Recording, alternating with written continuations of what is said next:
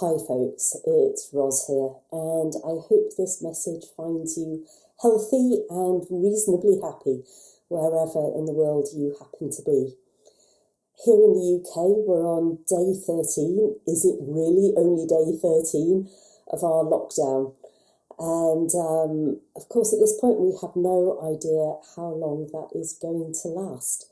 So I've just posted an article on Medium called The Fertile Void of Uncertainty. So I thought I would just do a short video message saying a little bit more about uncertainty, because for sure we are all in uncharted waters right now with no way of knowing what the future holds. There are some things that even Google doesn't know.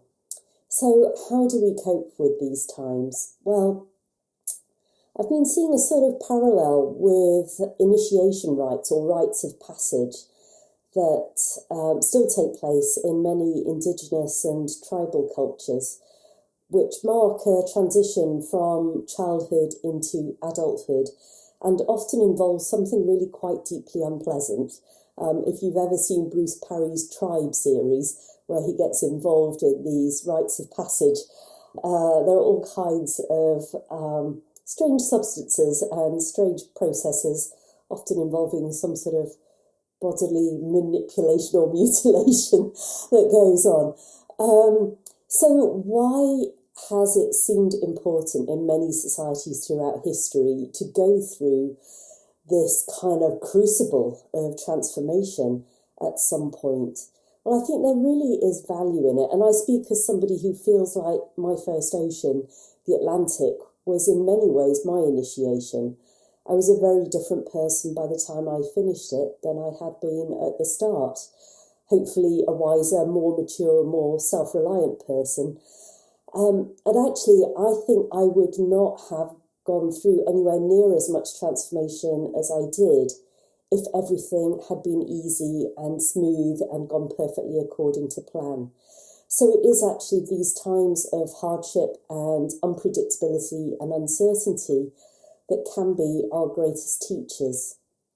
I think there's also a tremendous humbling that goes on at these times. I know certainly there was for me, that I had this grand plan that I was going to cross the Atlantic in less than 56 days, which at that time was the women's speed record.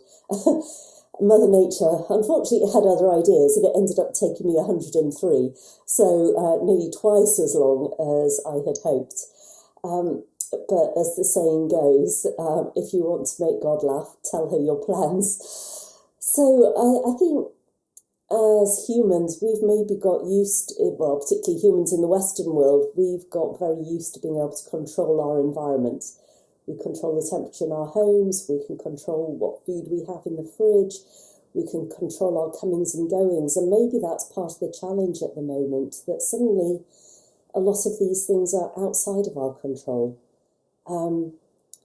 which can be quite challenging for a lot of people. But heck, we can't do anything about those right now. So let's focus on the things that we can control, namely what's going on in here and how we respond to the situation when there are so many variables that we can't control. So adversity can be a great teacher if we can just take that humble attitude and say, this is all part of my evolutionary journey. How can I take what's happening, even though I may not have chosen it, and use this as grist to my evolutionary mill? What can I learn from this? There is always something to be learned, and something that I've been reminded of is how much the ego mind doesn't like relinquishing that control. It tends to throw a bit of a temper tantrum and say, but this isn't the plan, this isn't how I wanted things to be.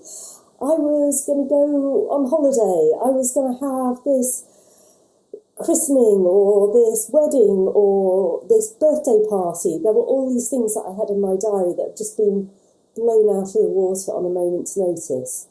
Well, yep, life's like that. So we can either get frustrated by it or just roll with it and maintain our grace and our dignity and an open mind to finding the gifts in this situation.